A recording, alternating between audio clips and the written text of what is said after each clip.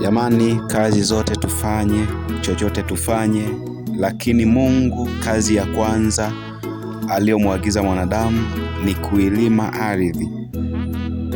Na amesema atabariki kazi ya mikono yako. Kama mnavyoona, hiyo ni kazi ya mikono yangu.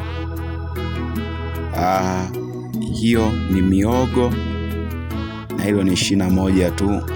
Baraka za Mungu nadhani unaziona, namna ambavyo muhogo umekubali, namna ambavyo muhogo unauona kama mapembe ya ndovu. Ni hapa tu, hapa sio mbali. Muhogo namna hivyo kama unavyoona. Kunyanyua tu kwenyewe lazima uwe na power, na kama power imeisha huwezi kunyanyua muhogo kama huo.